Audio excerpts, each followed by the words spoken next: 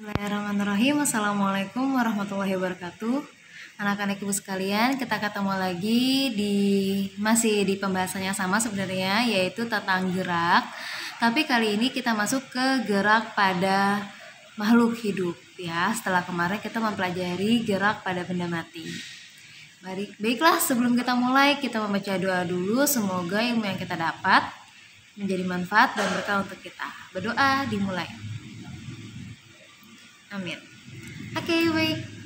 Kita mulai ke pembahasan gerak pada makhluk hidup ya. Di sini kita akan membahas 3 makhluk hidup. Tentunya ada hewan, ada tumbuhan, dan manusia. Sebelum kita masuk ke gerak pada makhluk hidup, kita harus tahu dulu gerak dalam arti itu sendiri, yaitu gerak adalah di mana aktivitas sesuatu dapat berpindah tempat ataupun bergerak tetap pada tempatnya. Ya, kayak misalnya sekarang nih ibu bergerak tetap pada tempatnya atau ibu melakukan perpindahan tempat ya. Nah, maka dari itu gerak itu dibagi menjadi 2 macam, ada gerak aktif dan ada gerak pasif. Ya, kalian bisa baca di sini ya. Yang mana kalau misalnya dia geraknya adalah secara aktif ya, ini secara aktif adalah gerak yang dapat dilakukan dengan cara berpindah tempat ataupun tetap pada tempatnya. Jadi kalau aktif itu dia bisa melakukan 2 gerakan, bisa bergerak pada tempatnya ataupun melakukan perpindahan tempat. Sedangkan kalau gerak pasif dia itu hanya bisa melakukan gerak pada tempatnya, dia tidak bisa melakukan perpindahan. Nah, sekarang kalian sudah kebayangkan ya apa saja ya pada gerak-gerak pada benda di sini. Nah, kalau gerak aktif berarti itu dilakukan pada hewan dan manusia. Sedangkan kalau gerak pasif itu pada tumbuhan. Jadi sebenarnya kalau tumbuhan itu bergerak, tapi hanya saja dia tidak melakukan perpindahan tempat ya. Oke, kita bahas satu-satu.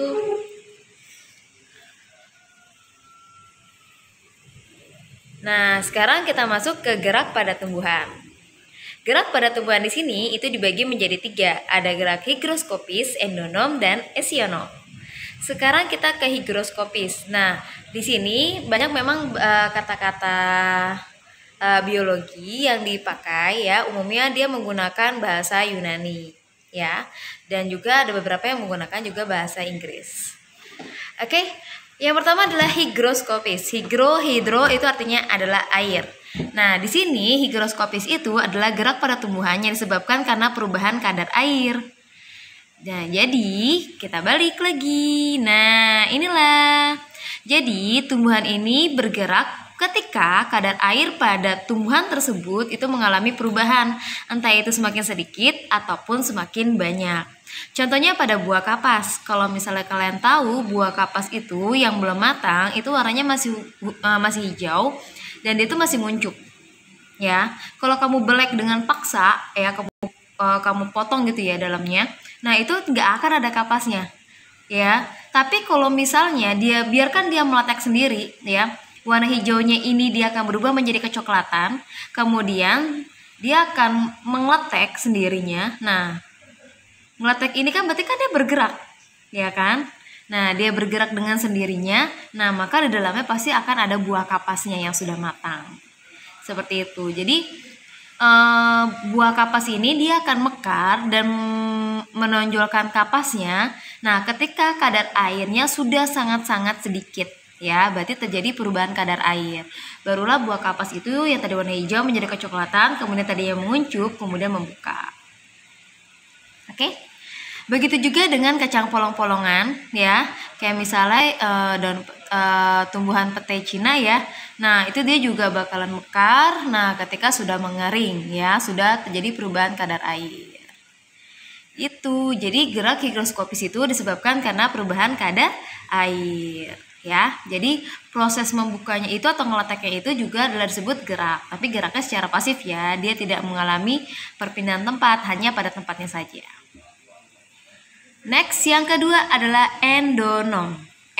Artinya in di dalam ya. Berarti endonom ini adalah gerakan yang terjadi pada tumbuhan tapi berasal dari dalam tubuh tumbuhan itu sendiri ya. Jadi adanya di dalam tubuh tumbuhan itu dia bergeraknya.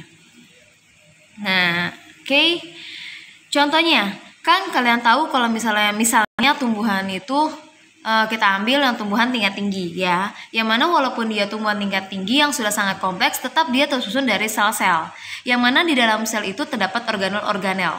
Nah, salah satunya adalah organel sitoplasma ya, yang kalian tahu sitoplasma ini adalah suatu cairan ya, di mana tempat mengambangnya atau tempat tata letaknya dari organel-organel sel yang lainnya. Nah, di sini karena sitoplasma itu berupa cairan, maka kadang dia akan membentuk suatu pusaran air gitu. Nah, berarti kan kalau pusaran air kan dia bergerak airnya. Nah, itulah yang disebut dengan endonom ya. Jadi sitoplasma adanya di dalam sel, sel itu adanya di dalam jaringan, jaringan ada di dalam organ, organ ada dalam tumbuhan tingkat tinggi. Oke? Ya, jadi endonom itu di dalam ya. Jadi geraknya itu berasal dari dalam tumbuh-tumbuhan itu.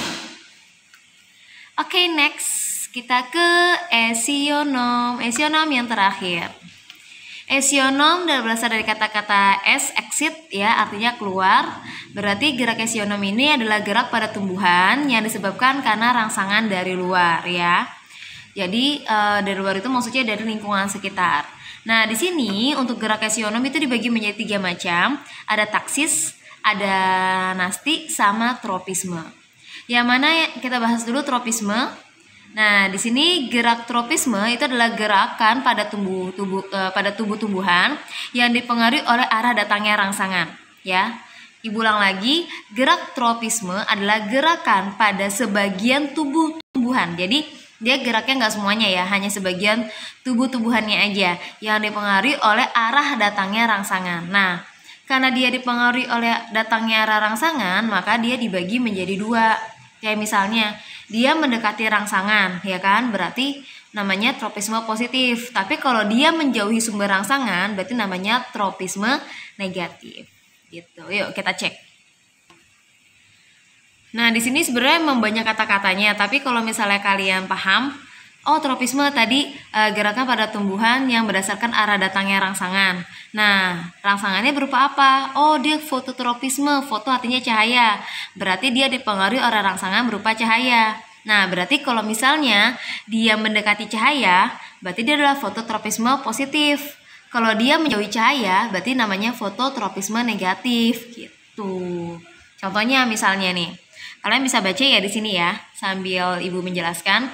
Jadi kalau misalnya kan tadi tropisme, ya kan, gerakan sebagai tumbuh-tumbuhan yang mendekati sumber rangsangan, ya kan. Nah, rangsangannya apa? Foto, oh cahaya. Nah, kemudian dia mendekati. Kalau mendekati berarti fototropisme positif. Siapa yang mendekati? Apa organnya mendekati? Cahaya. Oh, itu adalah daun gitu. Berarti contohnya adalah daun. Daun itu berarti termasuk fototropisme positif karena dia tumbuhnya pasti ke arah matahari gitu. Nah, kemudian apa yang dia fototropisme negatif? Oh, akar, karena akar itu menjauhi cahaya gitu ya. Oke, gampang kan? Ya. Next, kemudian ada hidrotropisme ya. Jadi kalau hidro tadi sama, artinya adalah hidro itu artinya adalah air. Jadi hidrotropisme di sini adalah gerakan pada sebagian tumbuh-tumbuhan yang dipengaruhi oleh arah rangsangan ya, berupa air. Nah, ini contohnya akar. Akar ini akan selalu tumbuh memanjang ya, mencari sumber air. Berarti kan akar ini tumbuh mendekati air, ya kan? Dengan kata lain, dia adalah hidrotropisme positif. Next, kita ke geotropisme. Geo artinya adalah bumi, ya. Jadi, kalau geotropisme ini dia di mana tumbuhan tersebut dia bergerak. Kalau geotropisme positif dia bergerak mendekati bumi. Sedangkan kalau geotropisme negatif berarti dia menjauhi bumi. Nah, yang mendekati bumi coba tebak apa? Yang tumbuhnya dia mengarah ke bumi. Yep, benar sekali. Akar ya. Jadi geotropisme positif ini contohnya adalah akar karena dia selalu memanjangnya ke arah bumi. Sedangkan daun ya dan batang dia itu selalu dia ke atas ya kan, karena dia menjauhi bumi, berarti dia adalah geotropisme negatif. Oke, gampang kan? Oke, masih ada lagi nih, ada dua lagi, yaitu kemotropisme dan tigmotropisme. Begitu juga dengan kemo artinya adalah zat kimia, ya. Nah, di sini contohnya adalah serbuk sari yang selalu mengarah ke dalam kepala putik. Nah, berarti kan kalau dia mendekati, nah serbuk sari ini dia mendekati kepala putik, berarti adalah dia kemotropisme positif. Nah, kemudian dengan tigmotropisme. Tigmo itu artinya adalah benda-benda yang ada di dekatnya, ya. Contohnya adalah buah pare misalnya, ya, pohon pare. Nah, itu dia kalau misalnya ditancepin kayu di sekitar tumbuhan tersebut, nah maka arah tumbuhannya ini, arah dia tumbuh, batangnya dia akan mengarah ke batang tersebut, kemudian dia melilit, gitu, ya. Nah, makanya kalau misalnya kayak pare, anggur, dia tumbuhnya cakep ya, karena dia bisa melilit. Gitu. Oke, selesai. Untuk yang tropisme. Paham ya? Jadi kalau tropisme itu ada yang positif, ada yang negatif. Kalau positif dia mendekati, kalau yang negatif berarti dia menjauhi. Oke.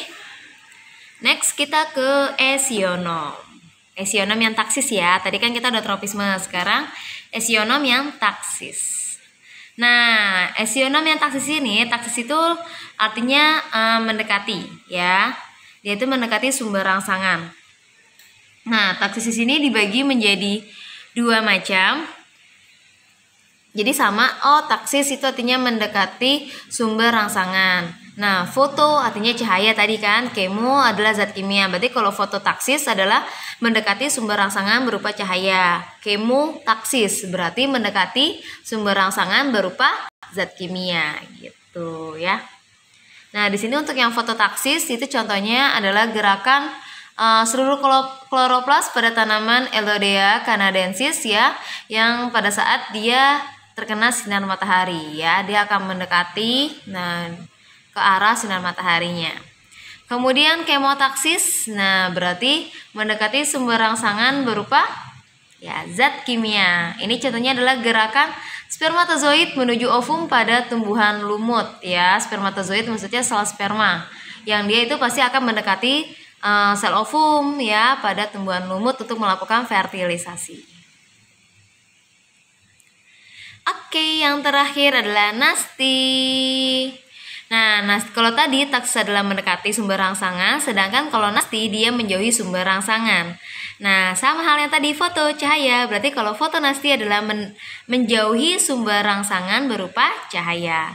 Nah, ini contohnya adalah pada bunga pukul 4, ya, Mirabilis jalapa, ya, yang menguncup pada pagi hari dan bermekaran pada sore hari. Jadi kalau misalnya kalian tahu bunga pukul 4, ya, memang rata-rata dia mekar itu pukul 4 pada saat matahari itu cahayanya sudah mulai menghilang, gitu, ya.